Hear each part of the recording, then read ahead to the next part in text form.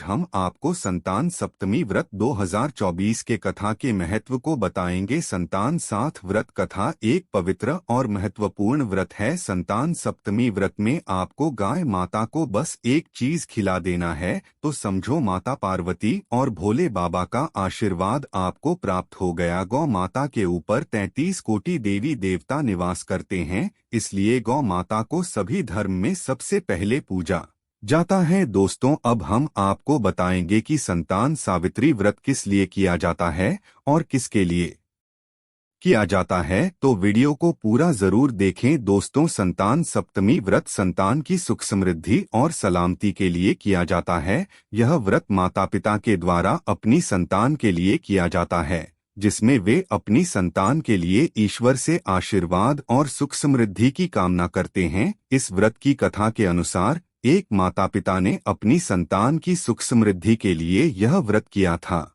जिसके परिणामस्वरूप उनकी संतान सुखी और समृद्ध हो गई। तब से यह व्रत संतान की सुख समृद्धि के लिए किया जाता है। दोस्तों, आज हम आपको नया योग टीवी के माध्यम से संतान साथ है व्रत की विधि को बताएंगे, तो दोस्तों ध्यान से सुनना।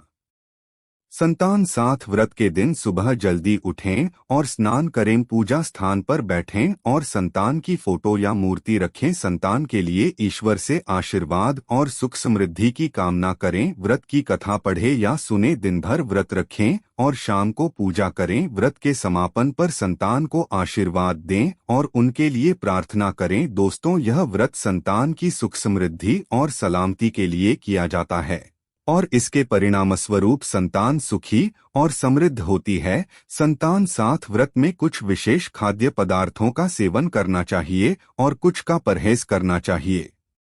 दोस्तों, आज हम आपको बताएंगे कि संतान साथ व्रत में क्या चीज खाना है और क्या नहीं खाना। दोस्तों, फल संतान साथ व्रत में खाने के लिए उत्तम होते हैं, खासकर सेब, केले और अंगूर। सब्जियां, कुछ सब्जियां जैसे कि आलू, शकरकंद और मटर खाई जा सकती हैं। अनाज, साबूदाना, सिंघाड़ा और समक चावल खाने के लिए उपयुक्त होते हैं। दूध और दही संतान साथ व्रत में खाने के लिए अच्छे होते हैं। दोस्तों, संतान साथ है व्रत में यह चीज खाने की बिल्कुल मनाही है। संतान साथ व्रत में नमक का सेवन नहीं करना चाहिए, तेल और घी का सेवन नहीं करना चाहिए। मांसाहारी भोजन संतान साथ व्रत में नहीं खाना चाहिए। मसालेदार भोजन संतान साथ व्रत में नहीं खाना चाहिए। दोस्तों, यह ध्यान रखें कि संतान साथ व्रत में खाने के लिए केवल शुद्ध और सात्विक भोजन का सेवन करना चाहिए। दोस्तों, अभी तक आपने वीडियो को लाइक नहीं किया है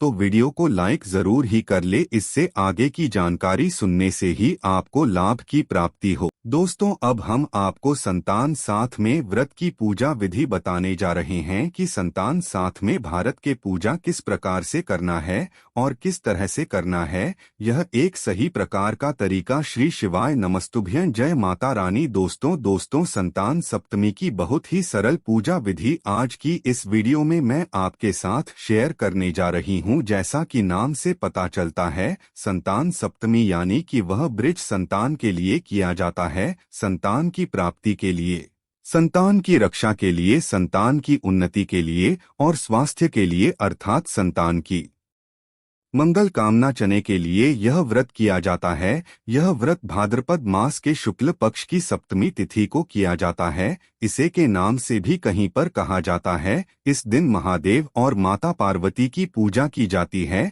इस व्रत को माताएं या फिर पिता भी इस व्रत को कर सकते हैं, यानी कि स्त्री पुरुष दोनों इस व्रत को कर सकते हैं। इसका जो पूजन होता है वह दोपहर में किया जाता है, 11 बजे के आसपास आप कर सकते हैं। बस आप थोड़ा सा राहुकाल अवश्य देख लीजिए। राहुकाल में हमें पूजन बिल्कुल भी नहीं करना है और इस तरीके से देखिए, एक जल का यहाँ पर कलर्स टीवी स्थापना कर सकते हैं और इस दिन आर्थिक शिव परिवार यानी कि शिवलिंग, माता पार्वती और गणेश जी का विशेष रूप से पूजन किया जाता है। और इस दिन पूजा में दूर्वा घास का तभी इस दुबड़ी साथी के नाम से कहा जाता है। हाथ में कुछ अक्षत पुष्प लेकर के हम सभी देवी देवताओं का हम आवाहन करेंगे। उससे पहले हमने शुद्धिकरण किया था। यहाँ पर मैं मिट्टी से गणेश जी बनाए हैं, शिवलिंग और माता पार्वती। इस प्रकार से आप बना करके उनका पूजन करिए, बहुत ही महत्व रहता है। और इसके साथ में देखिए, संतान की चोरी होती है, चांदी की या सोने की, तांबे की होती है, वह खुले मुंह की चूड़ी होती है, विशेष होती है वह। अगर वह नहीं है तो आप किस प्रकार से 7 गठान वाला डोर, दोस्तों धागे में 7 गठन लगा करके भी आप अपना पूजन कर सकते हैं। इस तरीके का बहुत ही ज्यादा महत्व होता है पूजन करने का। अगर आपके पास पार्टी मूर्तियां नहीं हैं, अपने मिट्टी से नहीं बनाया, तो जो भी शिवलिंग हो उनका अभिषेक कर सकते हैं। दोस्तों, शिवलिंग पर जल चढ़ाना है, वह भी तांबे के लोटे से शुद्ध जल होना चाहिए।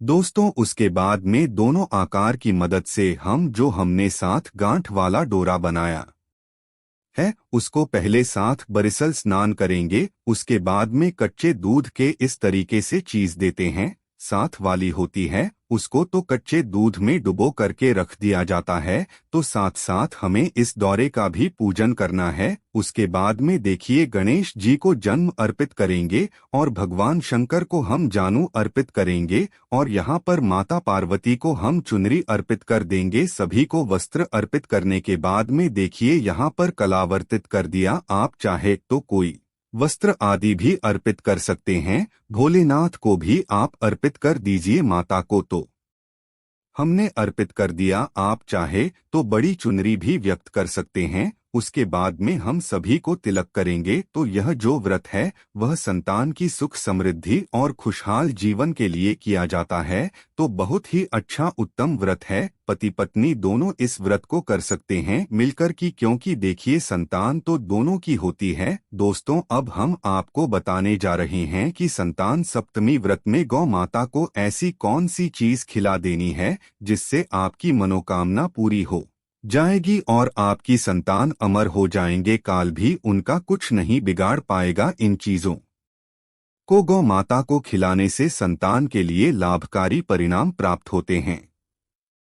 को ज्ञान और बुद्धि की प्राप्ति होती है। शकर, गौ माता को शकर खिलाने से संतान को सुख और समृद्धि की प्राप्ति होती है। दही, गौ माता को दही खिलाने से संतान को शांति और सुख की प्राप्ति होती है। पंचामृत, गौ माता को पंचामृत दूध, दही, घी, शहद और शक्कर का मिश्रण खिलाने से संतान को मोक्ष की प्राप्ति होती है। इन चीजों को गौ माता को खिलाने से संतान के लिए लाभकारी परिणाम प्राप्त होते हैं। दोस्तों, गौ माता तो आपकी दहलीज पर सुबह सुबह या रोड पर कहीं भी मिल जाती होगी, लेकिन आपको यह चीज खिलाने से अगर आपको लाभ की प्राप्ति होती है तो यह चीज जरूर ही मिला देनी चाहिए जिससे लाभ की प्राप्ति हो। दोस्तों, इस तरीके से देखें, भगवान भोलेनाथ को चंदन अर्पित करें, उन्हें होली आदि न लगे तो इस तरीके से गणेश जी को शिवलिंग पर, माता पार्वती को दीपक और कलश के ऊपर, और जो हमने तस्वीर रखी है उसमें सभी को हम तिलक करेंगे। और इसके बाद देखिए, जो हमने डोरा रखा है ना, उसको भी हम साथ के साथ तिलक करेंगे। और गणेश जी को, माता पार्वती को यहाँ पर हम कुमकुम अर्पित करेंगे। इस प्रकार से हमको यह विधि करना है। दोस्तों, तो यह जो पूजन है इसमें व्रत किया जाता है और एक समय आप मीठा भोजन कर सकते हैं इसमें, और मुख्य रूप से दोपहर के टाइम किया जाता है। अगर आपके पास समय की कमी है या नहीं कर सकते तो आप शाम को भी यह पूजन कर सकते हैं। इस तरीके से देखें, और उसके बाद में भगवान भोलेनाथ को जो भी चीज प्रयोग होती है, जैसे कि उन्हें बिल्कुल पत्र, बेलपत्र अत्यधिक प्रिय होता है, उसके अलावा जो भी चीज आपको मिल पाए वह आप यहाँ पर अर्पित कर सकते हैं।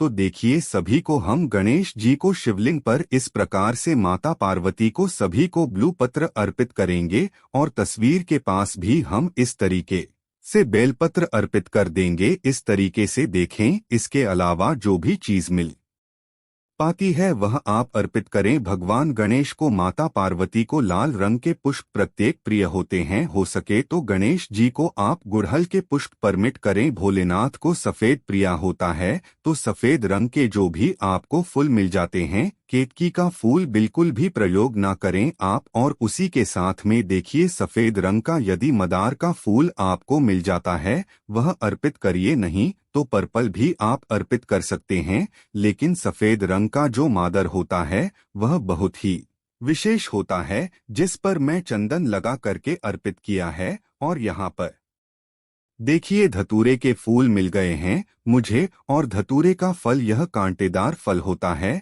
इस तरीके से देखें, छुआ करके शिवलिंग से या साइड में रखते हैं, कोई जरूरी नहीं है। सिर्फ अगर आपको ब्लू पत्र मिल जाता है ना तो इतना ही काफी है, तो कोई भी चीज नहीं मिल पाती है तो बिना उसके भी आप अपना पूजन कर सकते हैं। संतान सप्तमी के व्रत में दुर्गा घास का बहुत ही ज्यादा महत्व रहता है, तो इस पूजा में आपको दूर्वा घास यानी कि दूब घास का विशेष रूप से प्रयोग करना है। तो हम गणपति जी को दुर्गा का अर्पित कर देंगे, सभी यहाँ पर सभी को हम पूर्ण वागड़ सर्पित करेंगे। और हमारा जो यह 7 गांठ वाला डोरा है इस पर भी हम दुर्भाग्य स्थापित करेंगे। देखिए यहाँ पर माता पार्वती को, भोले शंकर को, सभी को हम दुर्भाग्य स्थापित करेंगे। तो इसके बाद में माता पार्वती को आप श्रृंगार के सामग्री भेंट करें। देखिए हमारे यहाँ पर यह हरी चूड़ियाँ संतान का प्रतीक मानी जाती है, तो इन्हें आप माता पार्वती को जरूर अर्पित करें। उसके साथ में भोग प्रसाद में यहाँ पर बनाई जाती है साथ साथ मीठी पूर्णियाँ,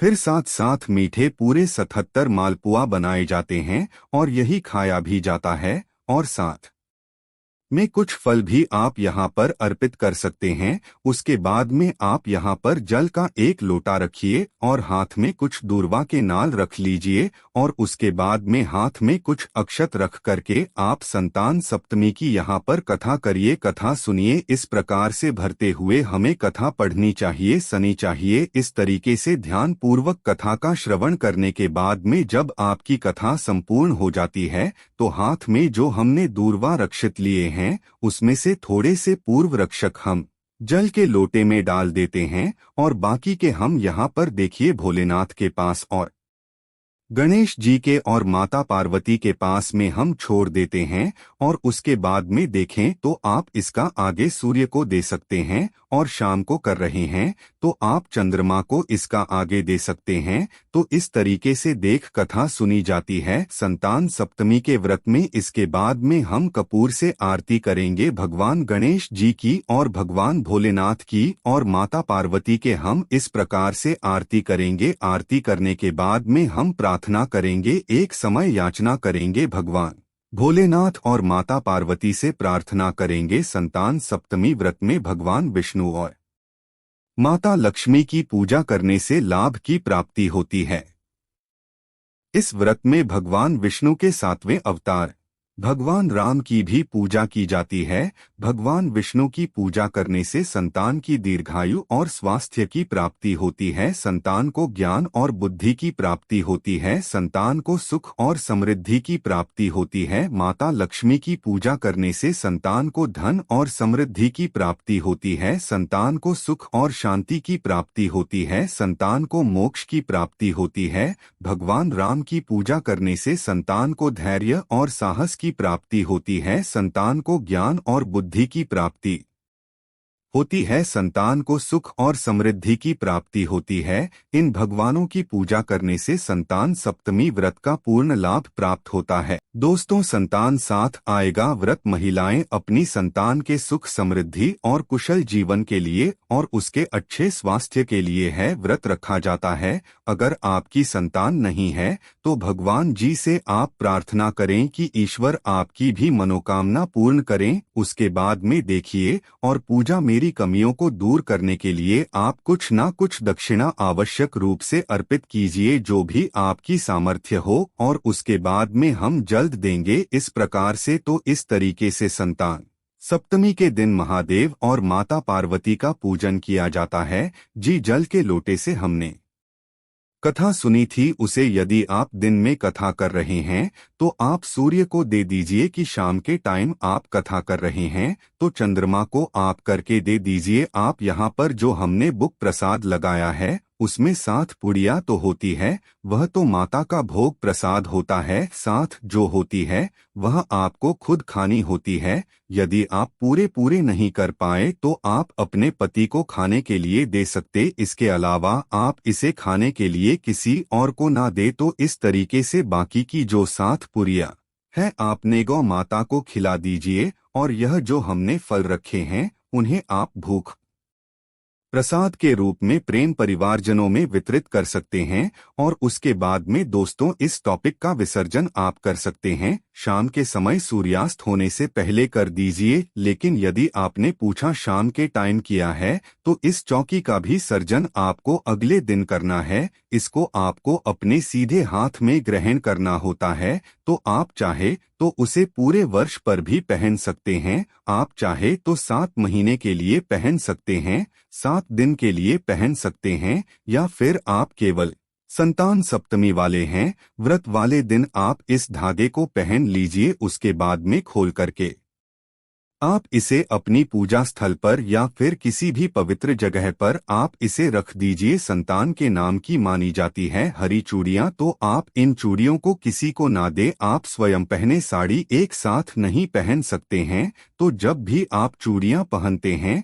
तो उसमें एक एक चूड़ियां कंगन के साथ भी एक दो दो चूड़ियां लगा करके पहन सकते हैं और बहुत ही शुभ माने जाते हैं। हमारे यहाँ पर जब भी संतान होती है तो यह छोटी लड़की की तब जरूरत है और एक बनाई जाती है जब संतान होती है। और सिंगर के सामग्री को आप अपने परिवारजनों की महिलाओं में दे सकते हैं। और यहाँ पर दोस्तों मैंने जो यह पार्टी से परिवार बनाया है इसका आप भूमि विसर्जन कर सकते हैं, जल विसर्जन कर सकते हैं, किसी पवित्र नदी आदि में कर सकते हैं। सबको आप बहुत ही विवेकपूर्ण ढंग से कहीं भी आप विसर्जित कर सकते हैं। और उसके अलावा आप घर में ही एक पत्र में पानी भर करके भी यहाँ पर शिव परिवार को अपने सूचित कर सकते हैं। और मूर्ति और तस्वीर आदि को आप अपनी रखा है, इसको आप थोड़ा सा अपने घर में चिपकने के बाद में तुलसी को छोड़कर के आप किसी भी गमले में इस जल को आप दे सकते हैं। तो इस तरीके से दोस्तों जो मैंने संतान के नाम की चोरी के बारे में आपको बताया है वह चोरी ऐसा हुआ तोले की बनती है। कुछ लोग एक संतान के लिए बनती है तो 2 चूड़ियां बनती है। लेकिन यदि आपके पास वह चूड़ी नहीं है सोने चांदी या फिर पीतल तांबे की तो आप चाहे तो इस तरीके का 7 गांठ वाला डोर बना करके भी इस पूजन को संपूर्ण कर सकते हैं। तो दोस्तों उम्मीद करता हूं कि संतान सप्तमी की है बहुत ही सरल सी पूजा विधि आपको बहुत अच्छी लगी होगी। वीडियो थोड़ा भी अच्छा लगा है तो दोस्तों वीडियो को लाइक करें, नया योग टीवी चैनल को सब्सक्राइब करें और वीडियो को ज्यादा से ज्यादा शेयर करें। और कमेंट बॉक्स में जय माता रानी और भगवान भोलेनाथ सदैव आपकी संतान की रक्षा करें। तो दोस्तों जय भोलेनाथ जरूर ही लिख दे से भोले बाबा और माता पार्वती का आशीर्वाद आपको सीधे प्राप्त हो।